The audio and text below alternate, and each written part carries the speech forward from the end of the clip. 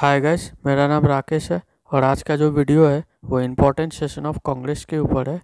और ये part 2 version है। इससे पहले भी मैं पार्ट 1 का वीडियो बना चुका हूँ और अभी तक आप वो वीडियो नहीं देखे हैं तो जाके नीचे डिस्क्रिप्शन बॉक्स पे लिंक दिया हुआ है, वहाँ से जाके आप देख सकते हैं।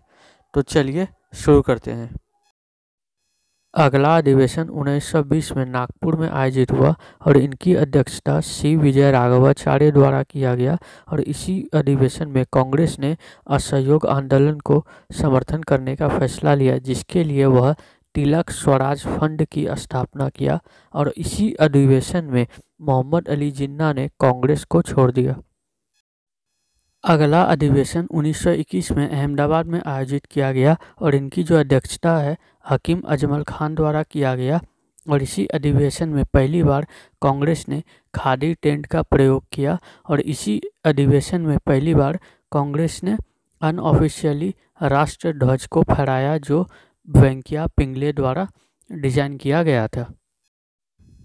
अगला अधिवेशन 1922 में दिल्ली में आयोजित किया गया और इसकी अध्यक्षता अबुल कलाम आज़ाद द्वारा किया गया और अबुल कलाम आज़ाद कांग्रेस का सबसे युवा अध्यक्ष बना उस समय का, जो सिर्फ 35 वर्ष की उम्र में कांग्रेस का अध्यक्ष बना था। अगला अधिवेशन 1924 में बेलगाम में आयोजित हुआ और इनकी अध्यक्षता गांधी जी द्वारा किया गया और यह एकमात्र ऐसा अधिवेशन है जिसमें गांधी जी अध्यक्ष बने थे। अगला अधिवेशन 1925 में कानपुर में आयोजित हुआ और इनकी अध्यक्षता सरोजिनी नायडू द्वारा किया गया और यह पहली भारतीय महिला कांग्रेस की अध्यक्ष बनी थी और इसी साल काकोरी षड्यंत्र कांड भी हुआ और इसी साल आरएसएस संघ का भी स्थापना किया गया। अगला अधिवेशन 1926 में गुवाहाटी में आयोजित हुआ और इनकी अध्यक्षता एस श्रीनिवासन अयंगर द्वारा किया गया और यह पहला ऐसा सत्र था जो उत्तर पूर्व भारत में हुआ। अगला सत्र 1928 में कलकत्ता में आयोजित किया गया, जिनकी अध्यक्षता मोतीलाल नेहरू द्वारा किया गया और इसी सत्र में नेहरू रिपोर्ट को पेश किया गया, जिसमें 2 साल में पूर्ण स्वराज की प्राप्ति की बात की गई और इसी साल अखिल भारतीय युवा कांग्रेस का भी गठन किया गया और इसी साल साइमन कमीशन भारत आया, जिनका भारी विरोध हुआ और इसी साल बारदोली सत्याग्रह का भी आयोजन हुआ, जो काफ़ी सफल हुआ।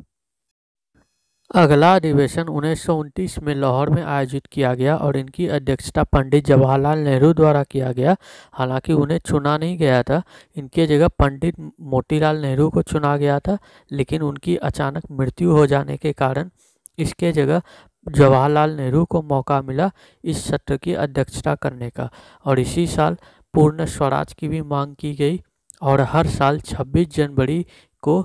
आज़ादी दिवस के रूप में मनाया जाने का निर्णय लिया गया। पंडित जवाहरलाल नेहरू इसके लिए रावी के तट पर झंडा भी लहराया और इसी साल सविनय अवज्ञा आंदोलन को पारित किया गया।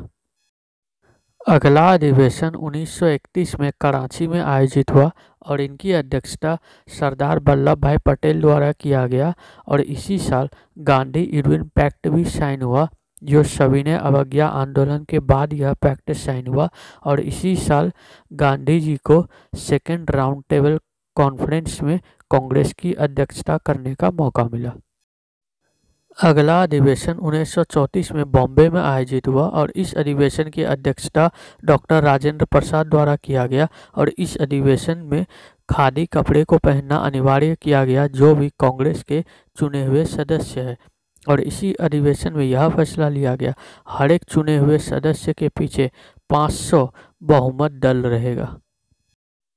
अगला अधिवेशन 1936 में लखनऊ में आयोजित किया गया और इनकी अध्यक्षता पंडित जवाहरलाल नेहरू द्वारा किया गया और इसी अधिवेशन में समाजवादी विचार के ऊपर जोर दिया गया पंडित जवाहरलाल नेहरू के द्वारा और इसी साल अंग्रेज ने सिंध प्रांत को बॉम्बे प्रांत से अलग कर दिया।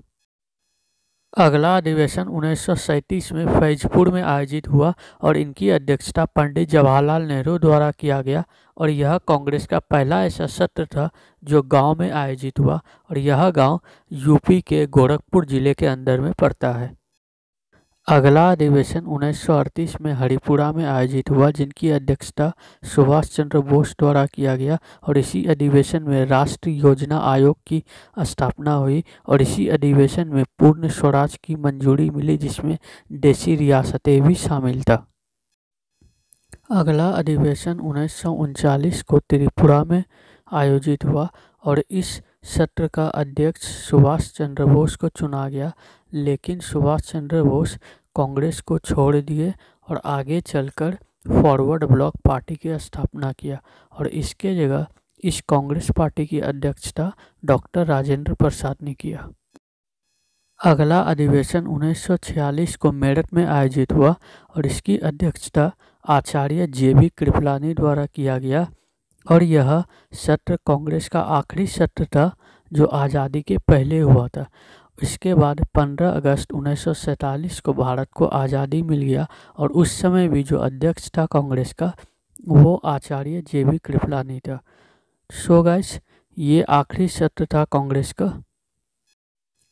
सो गाइस, यहाँ पे मेरा वीडियो एंड होता है और यह पार्ट 2 था कांग्रेस सेशन का और यह वीडियो हम 2 भाग में बनाए, पहला और सेकंड पार्ट। यहाँ पे टोटल कांग्रेस सेशन का मैंने सेशन कवर अप कर लिया है और होप आपको बहुत कुछ नया जानने को मिला होगा। तो वीडियो को लाइक, शेयर और सब्सक्राइब ज़रूर कीजिएगा और इसके बाद भी मैं और भी MCQs, लेक्चर और शॉर्ट्स लाता रहूँगा आप लोग के लिए। तो तब तक के लिए बाय, जय हिंद, जय भारत।